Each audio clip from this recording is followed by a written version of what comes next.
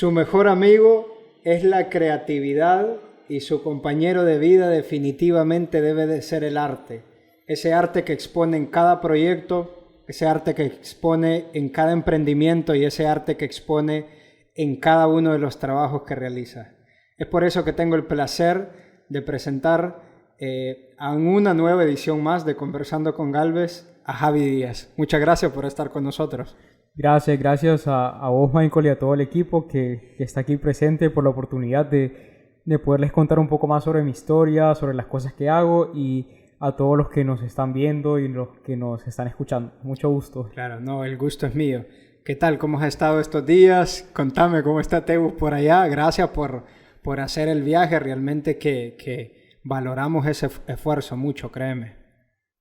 Bueno, gracias a ustedes por la invitación. Siempre he dicho que es como un completo honor estar aquí o haber sido invitado a uno de tus programas, porque admiro bastante como el trabajo que realizas. Y bueno, allá por Teus todo tranquilo, con bastante calor. Sí. Y bueno, echándole siempre ganas en todos los proyectos, en todos los trabajos. Qué bueno, me alegra. ¿Te parece si rompemos con el hielo con un par de preguntas? Tenemos esta sección llamada Ráfaga de Preguntas, que a nuestra audiencia específicamente le gusta muchísimo. Y yo te doy una preguntita corta y vos también me das una respuesta corta. Usualmente, pues es elegir una opción, ¿me entiendes? No hay ningún problema en eso. Iniciamos si querés. Listo. ¿Equipo favorito? No tengo. ¿Tu hobby favorito, el que más haces? Pintar. ¿Crees que exista la vida inteligente en otro planeta? No. Si no hubieras nacido en Honduras, ¿te hubiera gustado nacer en? Italia. ¿Tu libro favorito? No tengo. ¿Por qué Italia resumido en una frase? Cultura. ¿Cómo se llama la playlist que más escuchás? Javi Díaz Art. Famoso que en tu mundo no sería famoso.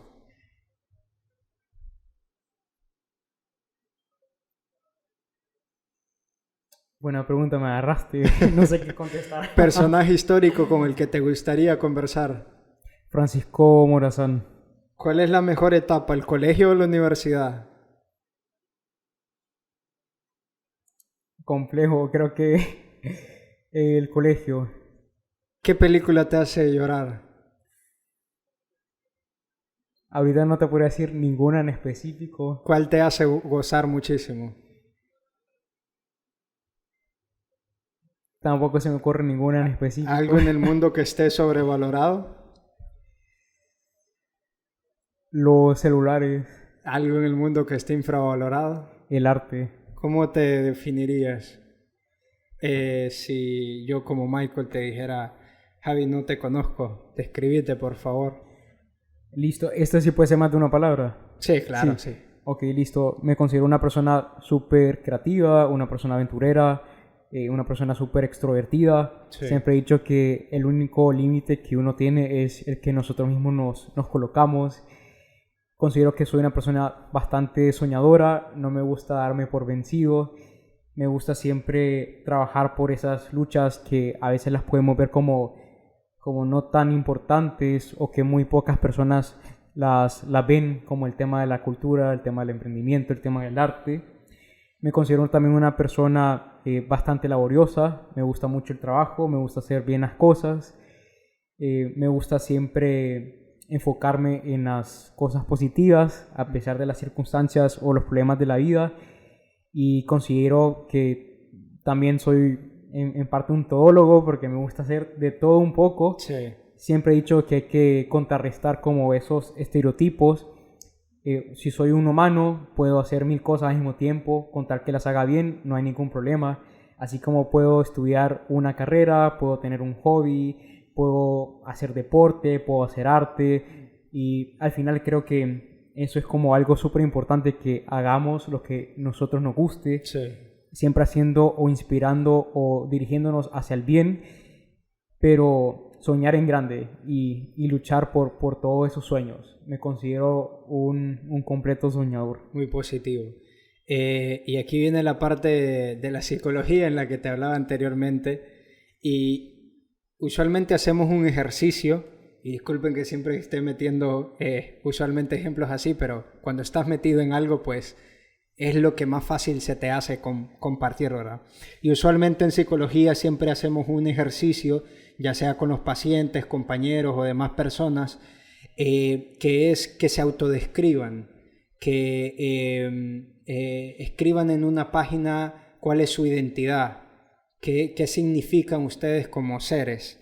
Y usualmente al joven se le complica muchísimo y empieza a hacer preguntas y empieza a poner peros y empieza a preguntar de más. Y cuando se le pregunta que se describan de manera negativa o qué tienen que mejorar, pues no hay mucho como problema en eso. Suelen tirar características rápido, solemos tirar características rápido, son cosas que muchas veces ya las tenemos en nuestra mente identificadas, pero es totalmente todo lo contrario en vos. Se nota que tenés un autoconcepto muy bien formado de vos mismo y sobre todo una identidad muy positiva, y eso en psicología se identifica a través de esas conversaciones internas que te haces con vos mismo. Usualmente llegas a esas conclusiones y sobre todo esa buena, esa intensidad, podría decir yo, que constantemente te estás diciendo, bueno, sos bueno para esto o funcionamos para esto,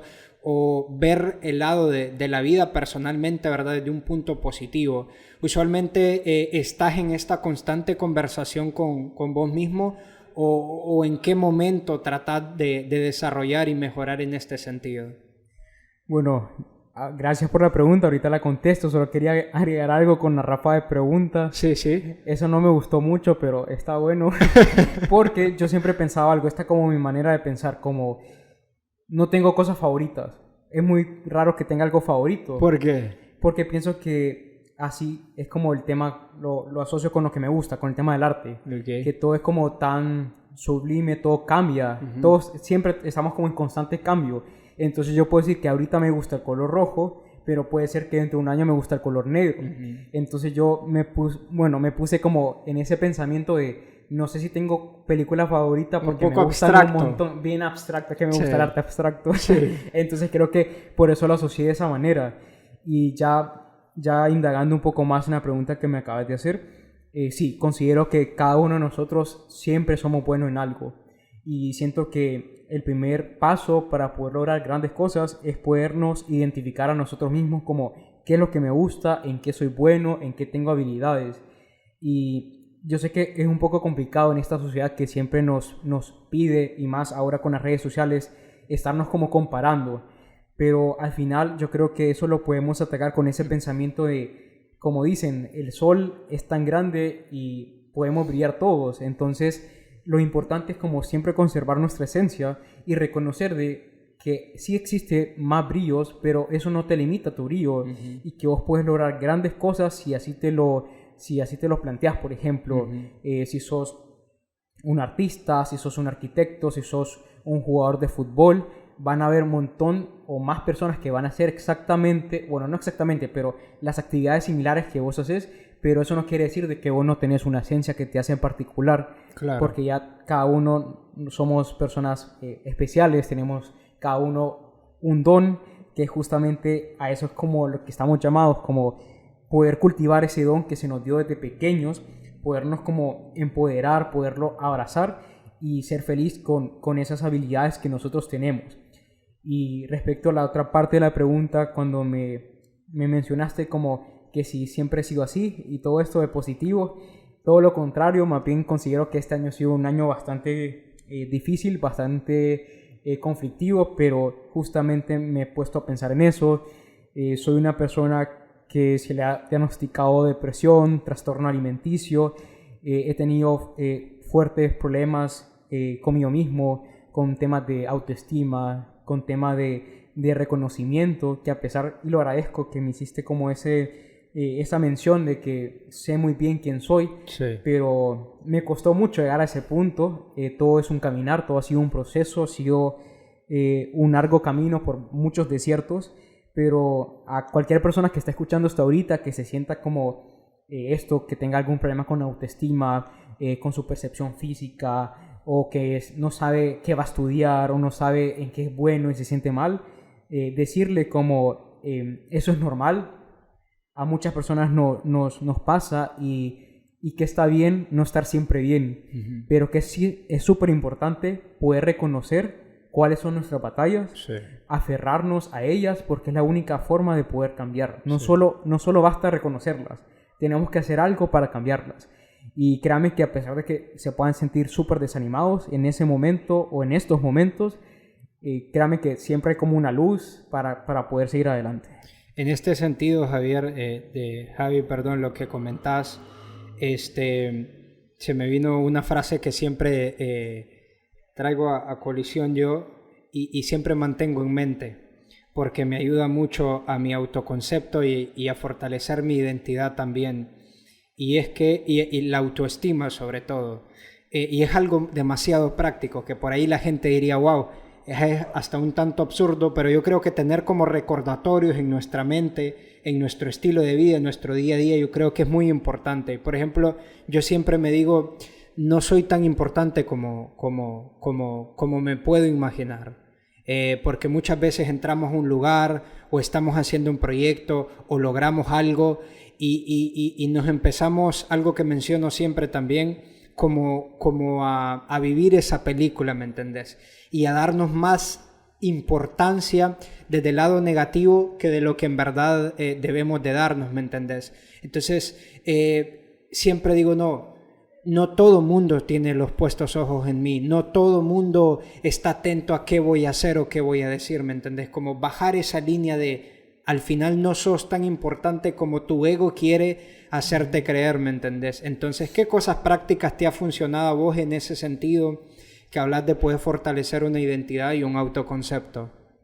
Bueno, justamente eso que vos te mencionaste, yo también me lo he mencionado muchas veces, que era refiriéndome al tema del brillo, como darme cuenta de que no soy como la última piedra en el universo, en el río, sino que reconocer de que hay también personas al cual uno puede admirar, que puede seguir y todo, y que más bien ver a las demás personas, a nuestros compañeros de trabajo, a nuestras amistades, en cualquier rubro, como aliados, que al final son aliados y darnos cuenta que la única competencia que nosotros tenemos es con nosotros mismos y que las batallas que tenemos que ganar son nuestras. Totalmente. Y darnos cuenta de eso, como darnos cuenta de qué aspectos podemos nosotros mejorar y empoderarnos de eso y no solamente enfocarnos como en la parte negativa, sino que reconocer qué cosas positivas nosotros tenemos y hablarnos y decirnos a nosotros mismos como yo puedo hacer esto, yo quiero hacer esto.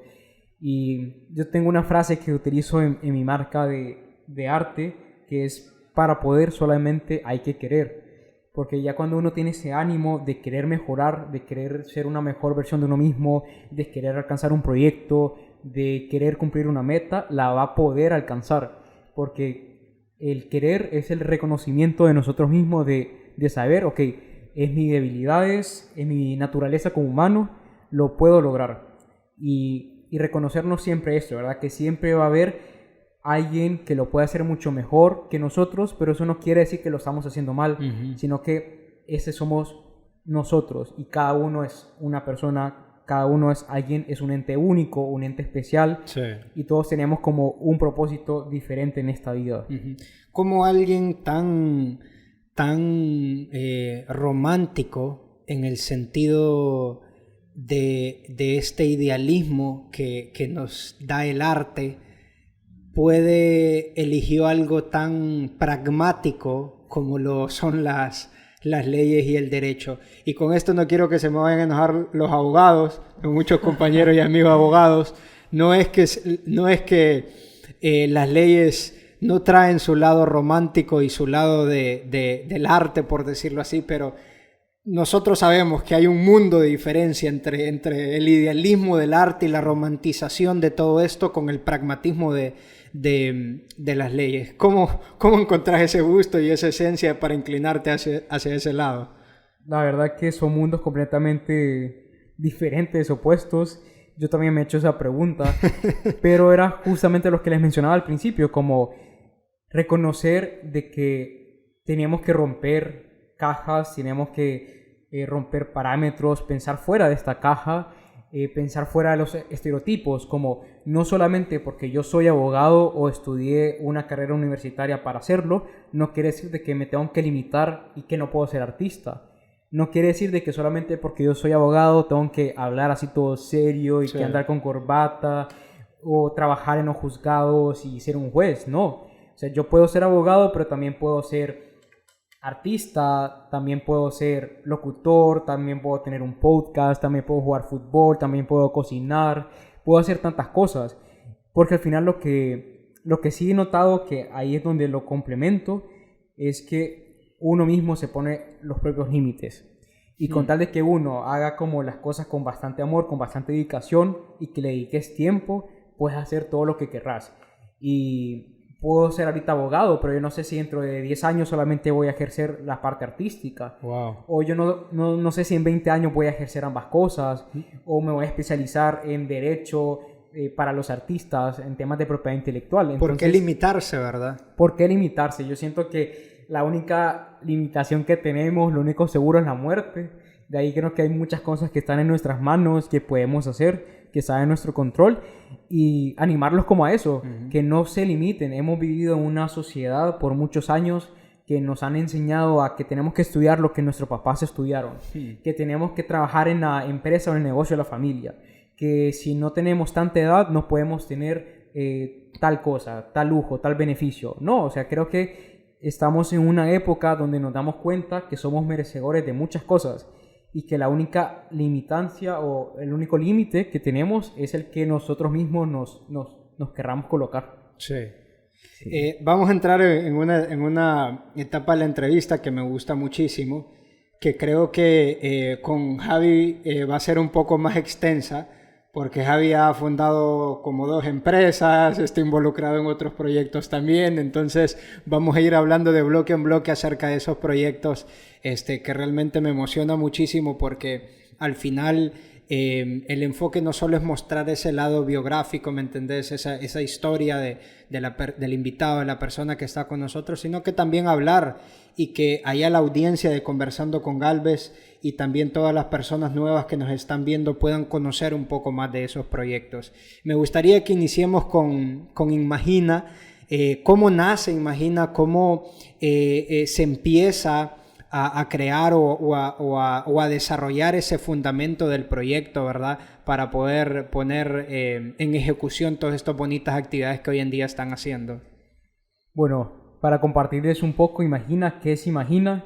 Imagina es una organización sin fines de lucro fundada, creada en el año 2018, en octubre, y los comienzos fueron en el sillón de mi casa. Yo estaba acostado en el sillón de mi casa y me comencé a imaginar una Honduras diferente, donde hubiese como menos indiferencia, donde fuésemos como una sociedad más solidaria, donde pudiésemos como identificar estos grupos vulnerables y poderles apoyar. Y así es como nace este proyecto. Imagina, lo que ha hecho es crear una red de voluntariado donde apoyamos diferentes sectores, diferentes familias, diferentes grupos que se encuentran en alguna especie de vulnerabilidad aquí en nuestro país, aquí en Honduras. Empezamos así, hicimos puro networking, contacté a mis amigos contactaron a sus amigos, llegamos a alcanzar más de 300 voluntarios a nivel nacional, wow. Desde Tegucigalpa, San Pedro Sula, Choluteca, La Ceiba, Comayagua. Hay voluntarios también en España, en Brasil y en Estados Unidos. Y podemos, para resumirles, para no extenderme tanto, Imagina tiene varias etapas. La etapa prepandemia, porque el COVID nos vino a cambiar todo, entonces la etapa prepandemia es esa etapa donde hacíamos como una actividad de forma rotativa cada mes. Es decir, que un mes íbamos a visitar a unos abuelitos y hablábamos con ellos en un asilo, el siguiente mes llevábamos como juguetes a un orfanato, el que le seguía íbamos, por ejemplo, a un hospital público a llevar vestimenta. Y justamente esa era una crítica que muchos mentores me hacían sobre Imagina. ¿Por qué tenés una organización que hace muchas cosas? ¿Por qué no te puedes concentrar, Javier, en un solo coso? Como, ¿por qué no puedes concentrarte en un solo foco? ¿Por qué quieres ayudar a todo el mundo? Entonces yo decía, si yo quiero, yo puedo. Si yo quiero ir a ayudar y quiero hacer tamales un día y después quiero donar ropa y quiero hacer esto, lo voy a hacer. Claro. ¿Y por qué limitarse? Entonces hemos pensado de ese fuera de la caja pero después nos vino a visitar este virus, el COVID, y ahí es cuando nosotros nos dimos cuenta que ya no podíamos hacer muchas cosas presenciales y nos convertimos en una campaña virtual. Hicimos algo que se llama crowdfunding o micromecenazgo, que es la recolección de fondos monetarios a través de redes sociales.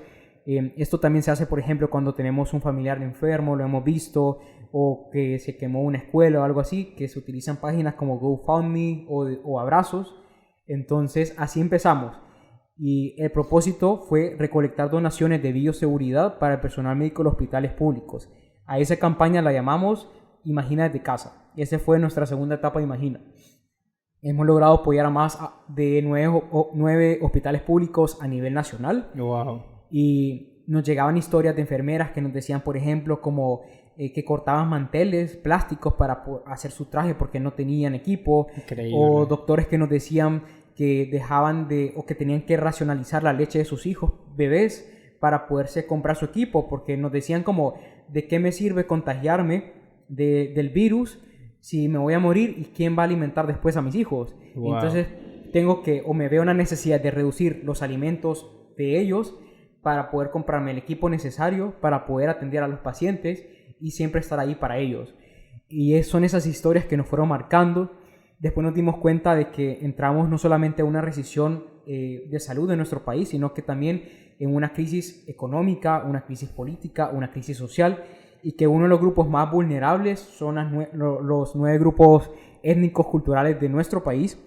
Y ahí es cuando nace lo que son las mascalencas, que es nuestro primer producto oficial de Imagina, donde lo que buscábamos eran ingresos económicos para poder ayudar a estas familias de la comunidad lenca, específicamente del cacao en Intibucá, porque sabíamos de que ya no podían vender sus productos, ya no podían vender sus artesanías, su agricultura, su alfarería, porque estábamos en cuarentena, en una cuarentena absoluta. Entonces elaboramos este proyecto de mascalencas para ayudar a la comunidad lenca y al mismo tiempo continuar consiguiendo fondos para el personal médico, porque nos dimos cuenta de que ya las personas ya no siguieron donando, ya había más problemas económicos, más familiares contagiados. Tuvimos la dicha, Honduras tuvo la dicha de que actualmente hay más de 150 grupos de jóvenes voluntarios en el país haciendo labor social, que creo que aquí todos hemos ayudado, ya sea en pandemia en algún momento. Y eso nos da paso a la tercera y última etapa de Imagina, que es Refugio de Esperanza. Refugio de Esperanza la organizamos con 4 organizaciones más de jóvenes voluntarios para poder ayudar a todas las familias damnificadas por los huracanes Eta y Iota. ¿Y por qué nace esto? Porque nos vimos en la necesidad, fue un proyecto que se creó en el instante. Hemos logrado llenar más de 2 furgones con más de 100,000 donaciones. La primera vez nos fuimos al departamento de Cortés, en pleno COVID, no existía vacuna en ese momento y aún así nos arriesgamos, visitamos todos los albergues, fueron alrededor de 11 albergues. Wow. Y posteriormente hicimos una segunda edición de Refugio de Esperanza en el departamento de El Paraíso. Ahí fue un poco más complejo porque ya no existían albergues, pero había muchas comunidades dentro y en las montañas que no habían tenido acceso a ayuda. Entonces era de ir a visitar todos estos pueblos, todas estas aldeas y poderles compartir un poco de las donaciones. Y actualmente estamos organizando la tercera edición de Refugio de Esperanza, que el destino es el departamento de Copán. Así que vamos a visitar a nuestro amigo Denilson, si Dios lo permite. Grande. Un saludo a mi hermano Denilson por todo el apoyo. Hay una historia que no sé si la compartí conversando con Galvez, con Roberto, con Faco, pero hay una historia muy interesante que en su momento me gustaría compartir con todos ustedes de todo lo que sucedió a partir de una entrevista que le hice a Denilson. Así que un gran saludo a Denilson y a todo su camada, a todo su equipo allá, que por cierto estamos en una alianza con una actividad bastante interesante para los niños de la Mosquitia. Entonces un gran saludo para él. Pero Javi, han estado sí, dime. Que aprovechar también como mandarle un saludo a Alexia Bardales, que estaba alegre porque leía que iba a estar aquí con vos. Bella. Y Alexia es coordinadora también de Imagina. Wow. Entonces, desde la ciudad industrial ha hecho posible un montón de ayudas en estos momentos. Y bueno, es una tremenda lideresa. Yo le digo la lideresa del norte, ese es el apodo que le coloqué. Totalmente. Sí. Gracias a Alexia, Rey, fuerte abrazo y gran saludo. Te decía que han estado en un movimiento bárbaro, no paran, van, algo que me gusta mucho es que van de acuerdo a la marea, o sea, está bien ayudar específicamente a un grupo, pero si sucede algo con tema de huracán, se enfocan ahí por mientras. Correcto. Si sucede algo que Dios no quiera, ¿verdad? Por dar un ejemplo de un terremoto, se enfocan en eso. Entonces van como trabajando conforme a esta marea de crisis, por decirlo así, de problemas que van surgiendo. Entonces eso me gusta muchísimo. Pero contame un poco de cómo sostienen la organización, si tienen un modelo de negocio, si solo es por medio de donaciones. Y dos, ¿cómo armonizás, Javi, para tener a un equipo conectado, para tener un equipo trabajando siempre para una misma visión? Y te pongo y te hago esta pregunta, perdón, y disculpa que te haga dos en una, porque me acordaba de un ejemplo que me decían varias personas que ahorita están en el último año de su colegio, de su high school, en diferentes, ¿verdad? Colegios alrededor de Honduras, y me decían, ¿sabes qué es uno de los problemas con nuestros proyectos sociales? Porque vos ves que cada vez más, yo creo que es parte interesante también, cada vez más se están haciendo como mini organizaciones, mini movimientos, también en diferentes colegios. Entonces me decía, uno de los más graves problemas es que cuando ya nos graduamos, la mayoría se va a estudiar a diferentes países, entonces el movimiento se desploma, la organización se termina. Entonces, ¿cómo has hecho para armonizar a un equipo que lógicamente sabemos que ya está en una etapa diferente, que ya no es de colegio, ¿verdad?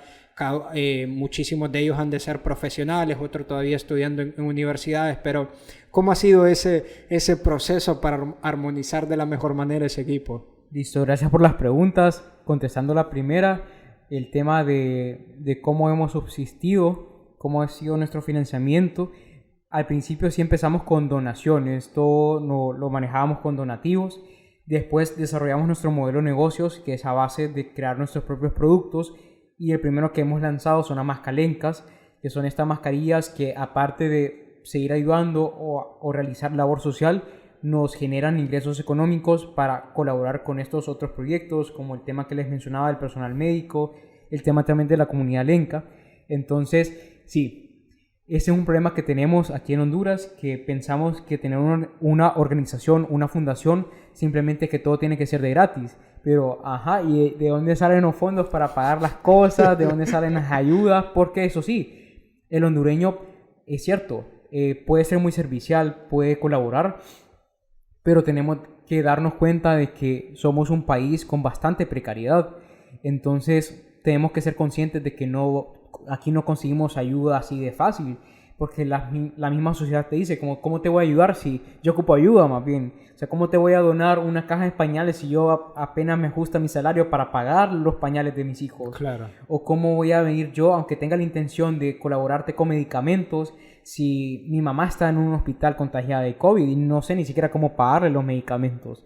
Y ahí es cuando vos te das cuenta de que es importante cualquier donación recibida, ya sea un empira, un abrigo, una bolsa de frijol. Uno puede decir como, pucha, qué poco, pero es todo lo contrario. Uno no sabe si en el otro lado de la moneda esa bolsa de frijol era el plato que ocupaba una mamá para darle a comer a su hija, o no sabía si el abrigo que una persona donó era el abrigo necesario de una persona de mucha edad que tenía frío esa noche y que fue ese abrigo donado que le ayudó a pasar la noche. Claro. Entonces es eso, ¿verdad? Siempre mantener como la parte de las donaciones, pero crear nuestros propios modelos de negocios. Y esa es como la invitación que le podría extender a las demás organizaciones.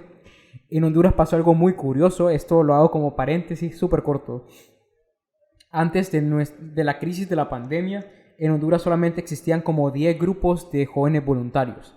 De ahí las demás eran organizaciones internacionales muy buenas, como el tema de Techo, Operación Sonrisa y todo esto.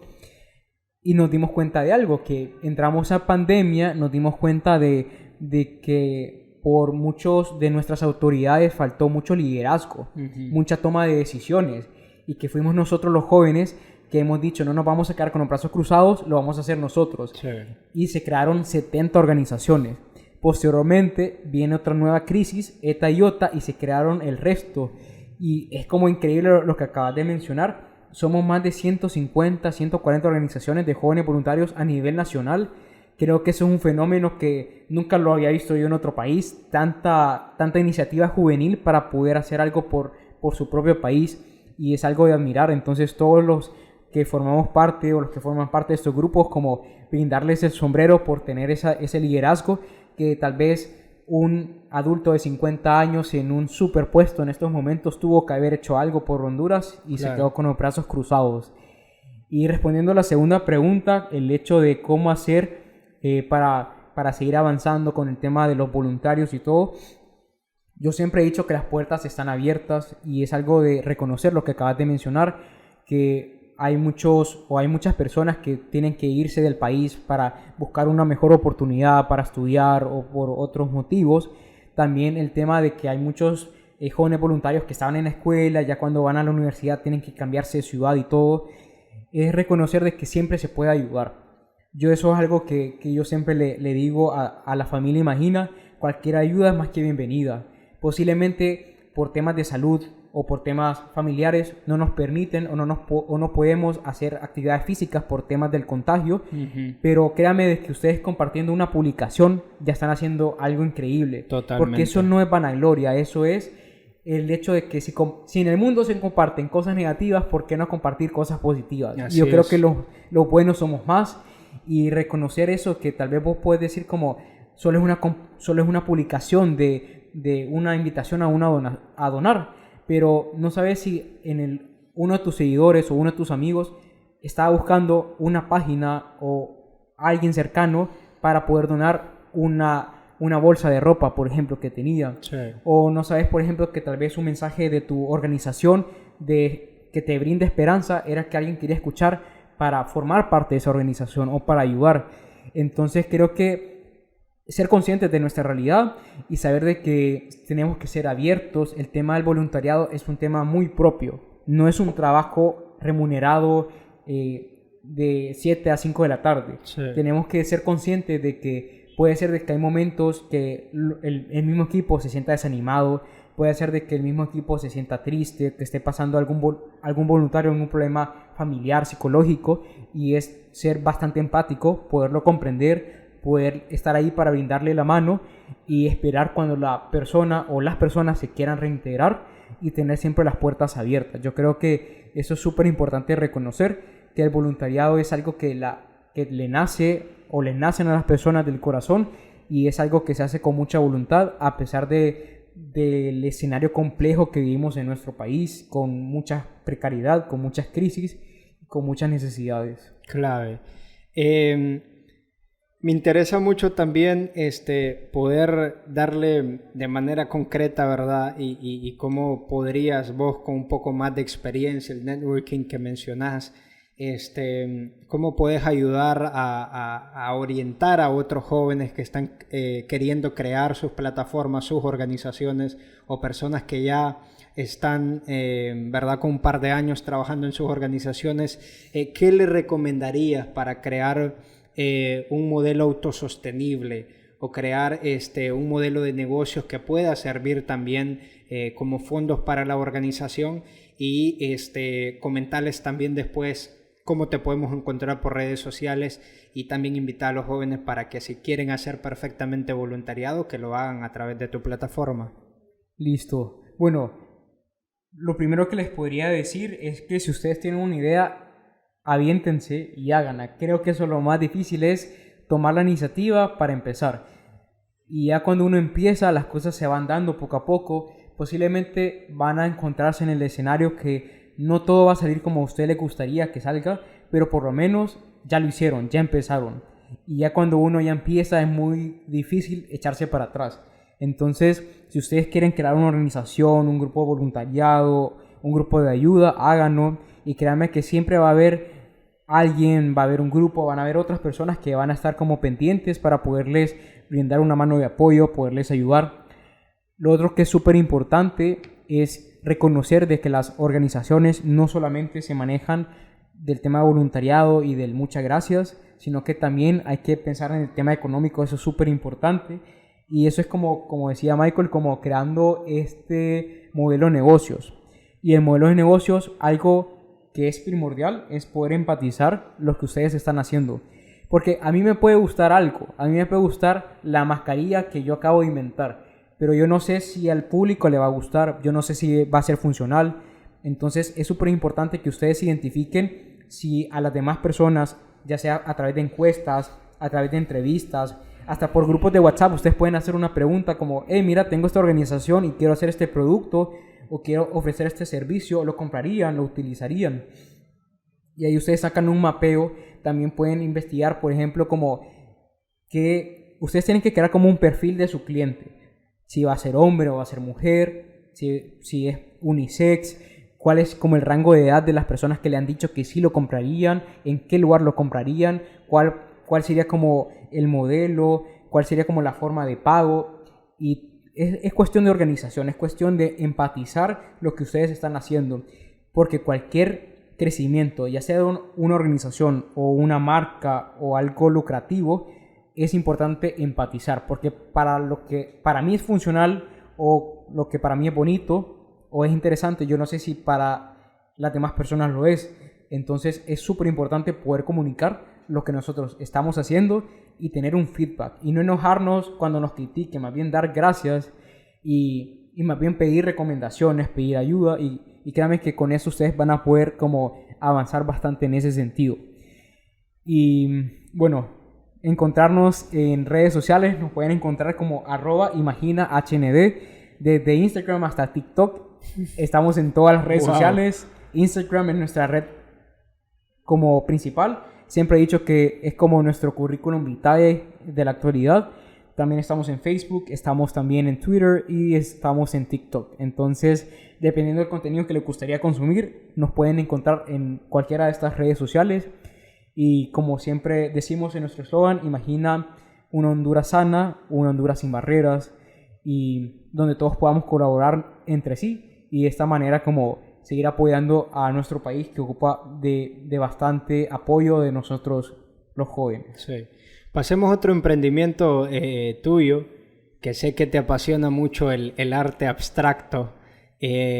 ¿Cómo encontraste ese gusto por el arte abstracto? Y comentámonos un poco acerca de Javi Díaz Art para que la gente también pueda seguir estas piezas artísticas que vos haces y que también no solo si les gusten, sino que por ahí quieran ellos también una pieza, algún arte, alguna pintura en específico, te puedan contactar perfectamente.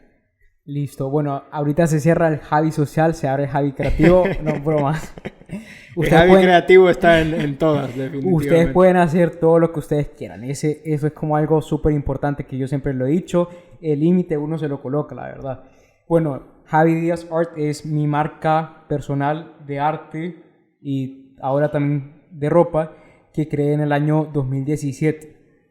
Es una marca de arte pop moderno donde lo que busco es como el realce del cliente. Para la marca el cliente es lo más importante, por eso que cada una de las composiciones que ustedes ven son cuadros pintados en acrílico personalizados. A mí nunca me ha gustado eso de estar imitando cuadros de internet a pesar de que sean muy bonitos. Me gusta que el cliente no solamente tenga un cuadro, sino que el cliente se vea reflejado en ese cuadro. El proceso creativo es bastante interesante. Hacemos como un proceso con el cliente, así como los psicólogos, como yo les comienzo a preguntar como qué sentimientos te gustaría que se vean reflejados en este cuadro, cuáles son tus colores favoritos, por qué querés este color, cuál es tu animal favorito, si querés que sea como la caricatura o algo de alguna fotografía, sí, esto o lo otro. Entonces ya cuando el cliente me da toda esa información, yo hago un dibujo, un sketch, un carbón, y ya probado procedo a la parte que más me gusta, que es la parte de pintar.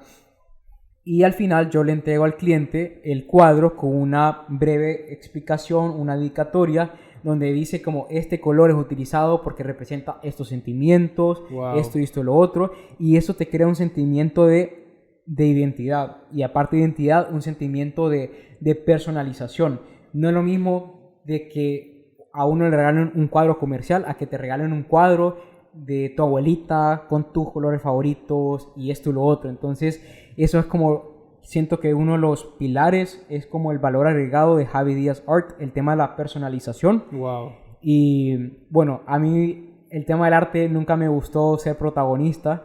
El protagonista es el arte, porque siento que el arte es algo que ocupa ser hablado, es algo que en nuestro país ocupa mucho trabajo todavía por alcanzar.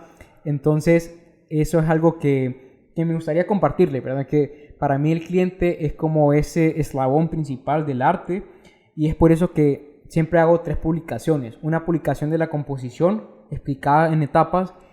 Después, si el cliente me da como el permiso y todo, pedirle que se tome una fotografía con el cuadro, porque es el protagonista principal. Y en tercero, un video ya con la composición terminada. Y una pequeña recomendación que les puedo dar ahorita, si ustedes están emprendiendo, es el cliente siempre tiene la razón, bueno, en la mayoría de las veces. Pero eso, como lo importante de darle la razón al cliente y que el cliente sea el protagonista de su marca. No ustedes. Su cliente, eso es lo más importante. ¿Y por qué? Porque es el cliente quien le va a pagar, es el cliente quien al final les va a decir como, es el cliente que si ustedes hicieron un buen trabajo y él está contento o ella está contenta, los va a recomendar, les va a pedir más de sus productos, más de sus servicios. Entonces es súper importante el tema de saber dónde estamos nosotros colocados y el tema de darle importancia al cliente. Y otra recomendación corta es el tema de la personalización. El tema de cuidar los detalles. Ustedes pueden vender donas, pero no es lo mismo vender una dona en una caja bonita que diga para María, que su cliente se llame María, a vender una caja de dona en una servilleta ahí que se le moció y todo. Entonces, cuiden esos detalles, porque ahorita estamos en un mundo globalizado, tenemos demasiada competencia, hay mucho emprendimiento y eso es algo que aplaudir. Pero al haber mucho emprendimiento, ustedes tienen que ver de qué manera voy a hacer yo para hacerlo diferente. No hacerlo mejor. Uno tiene que decir hacerlo diferente, porque cada uno tiene como su esencia. Y una de esas cosas es cuidando los detalles, para que el cliente se sienta parte de tu marca, de tu empresa, de tu emprendimiento. Y bueno, y aparte de eso, también tengo mi propia línea de camisetas. Ya tengo 2 colecciones que son representaciones de los cuadros en camisas. Y bueno, ya estamos en diferentes partes del mundo. Y bueno, los invito a seguirme en redes sociales como javidiaz.art. Aquí no tengo TikTok todavía, pero sí Instagram. Por ahora. Y Facebook. Grande. Decía Diego Rusarín que él podía ver reflejada la inteligencia del ser humano cuando miraba la conexión de diferentes aspectos en una misma esencia, o cuando vos podías encontrar algo de otro rubro y trasladarlo a un rubro diferente. Y me explico por si la gente se queda un poco perdida con la idea. Por ejemplo, hay una rama en la filosofía que se llama el eclecticismo, que a mí me apasiona muchísimo. El eclecticismo viene siendo como esta filosofía de tomar diferentes ideas de una cosa u otra, trasladarlo hacia una esencia que vos querás crear, una marca de ropa, una empresa, un podcast, etcétera, y lanzarlo. Entonces vos dirías, esa es una idea ecléctica, esa es una idea que vos la produciste a partir de diferentes ideas, preguntas y respuestas que vos sacaste de diferentes rubros. Por ejemplo, yo podría decir que el caso de Pep Guardiola en el fútbol es un máximo referente en el eclecticismo, porque cuando le preguntan a Guardiola de que si es un genio, él dice, yo no soy ningún genio, yo soy un buen ladrón de ideas, dice. Yo le robé ideas a Bielsa, a otros entrenadores, y así fui a crear mi filosofía. Y hago esta referencia y explico este ejemplo para que me puedas comentar un poco de qué cosas has conectado en derecho, en tu arte, en los emprendimientos, que decís, al final esto es lo que termina siendo mi esencia, y cómo esa esencia la terminas también conectando a los diferentes aspectos en los que estás involucrado. Bueno, en resumen, mi trabajo, ahí combino el arte y la cultura con el derecho. Sí. Y es algo que ustedes dicen como, ¿y eso cómo es posible? Es como estar comiendo como, no sé, como arroz con banano o algo así. Como... Pero sí, sí se puede. Y créanme. Un gran ejemplo. No, en serio, pruébenlo. Arroz blanco con banano. Sí. Sí. Pero no Les va a ahorita de gustar, les va a almuerzo. gustar. Sí, no, también. Bueno, eso sí, en mi trabajo es donde he podido hacer esa sinergia en esos mundos completamente opuestos, que podríamos decir que mucha gente diría como son antónimos, pero la verdad que no, porque al final todo está conectado, como acabas de mencionar. Bueno, actualmente estoy trabajando en lo que es la Comisión de Economía Naranja de Honduras como consultor legal y director de campañas. Wow. Entonces, si ustedes se preguntan como, ya me perdí, ¿qué es esto de economía naranja y todo esto? Créanme que yo también así me sentía. Y para compartirles un poco más, la economía naranja es una economía que también se conoce como economía creativa. Y es hablada desde hace muy poco tiempo hasta aquí, porque estamos como acostumbrados como a las industrias textil, a la industria automotriz, por ejemplo, al tema de la industria también ganadera, pero a la industria creativa, porque ¿qué pasa ahí? ¿Qué sucede? Y ahí es cuando nos damos cuenta de que hace falta mucho trabajo en tema de arte, en tema de cultura, Totalmente. el tema de que lo que hace un artista, lo que hace un pintor, lo que hace un escritor, lo que hace un bailarín no es solamente un hobby, es un valor económico, es un trabajo digno, es algo que tiene que ser remunerado, porque no solamente las ciencias o lo técnico o las ciencias sociales, humanidades son trabajos dignos, también lo es el arte, también lo es la cultura. Sí. Porque, vaya, por ejemplo, un matemático o un ingeniero que pasó tantos años estudiando números, esto y lo otro, y tiene un trabajo y él dice como, ok, yo soy ingeniero y tienes un trabajo en una constructora, eso está muy bien, pero tenemos el caso de una persona, por ejemplo, que hace ballet o hace danza folclórica o algo similar, y le dicen como, no, eso no es un trabajo, eso es un hobby. Y ya cuando uno dice como, ¿y cuánto es? Y ya a uno le dicen como, pucha, qué caro, que no sé qué. Entonces es como... ¿De me rebaja usted? Sí, me da rebaja. Entonces imagínense que nosotros les pidamos rebaja. Y al doctor no le pide rebaja. Correcto, y al doctor no le pedimos rebaja. Y al arquitecto que nos construye la casa no le pedimos rebaja. Y a la odontóloga que nos arregla los dientes nos dicen como cuánto es, y uno tiene que ver de dónde lo saca, pero es como... y al productor se le pide rebaja. Correcto, entonces es como, imagínense, así así está el ambiente con el arte y la cultura, desvalorado. Entonces, sí, desde hace unos años para acá se toma o se crea el término economía naranja. Y primero fue utilizado en Australia, posteriormente en Inglaterra, y aquí en Honduras tenemos dos países especialmente que han sido, podríamos decir, como los pilares o los promotores de la economía naranja, que en América Latina, que es Colombia y que es México.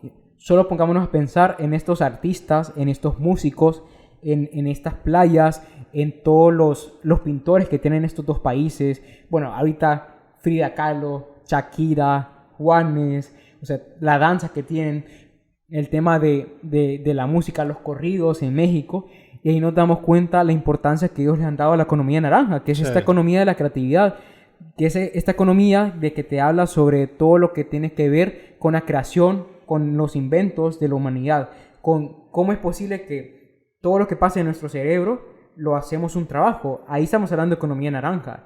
Todas esas ideas materializadas, ya sea en un baile, ya sea en un lienzo de pintura, ya sea en un libro, eso es economía naranja. Entonces, el término naranja se lo otorga el BID, el Banco de Integración de Desarrollo, y bueno, el BID lo menciona a través de una conferencia en el año 2013, y es cuando se comienza a utilizar este término.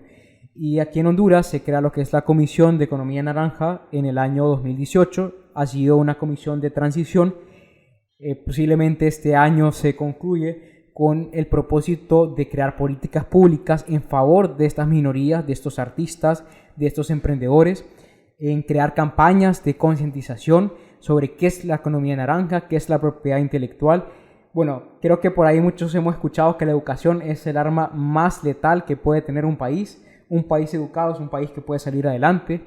Y eso es lo que estamos tratando, que los mismos artistas, los mismos creadores, los mismos inventores, los mismos emprendedores reconozcan sus derechos. Porque al momento que ustedes protegen sus marcas, protegen lo que ustedes están haciendo, eso les genera ingreso económico, eso les genera crecimiento y eso les genera poderse diferenciar de los demás. Bueno, tengo algo que contarles, bueno, secreto, pero no tan secreto. Sí. Ahora, bueno, estamos trabajando en un proyecto para lograr que el cacao sea como uno de los productos que representen a partir de ahora nuestro país, a Honduras. Wow. Bastante interesante, y te agradezco también por compartir tus ideas, por compartir tu emprendimiento. Yo creo que cuando la gente mire este episodio y pueda conocer un poco más de tu historia, va a decir sin lugar a dudas el singular de esta entrevista, este episodio, es la creatividad. Pero Javi, pasemos a un mensaje final que le querrás dar a tu audiencia, a todas esas personas que te han seguido hasta el día de hoy, no solo en tus emprendimientos, sino que también en tus locuras artísticas personales. Un mensaje final a toda esa audiencia que está siempre fielmente siguiéndote. Bueno, gracias por ver o escuchar esta entrevista. Decirles que siempre que no se limiten, el único límite lo colocan ustedes mismos, y que sean siempre personas soñadoras, que persigan todo lo que ustedes quieran alcanzar, y que recuerden que para poder solamente hay que querer. Gracias, Javi, por conversar conmigo. Gracias a ustedes y gracias a vos, Michael, y a todo el equipo. No, un placerazo.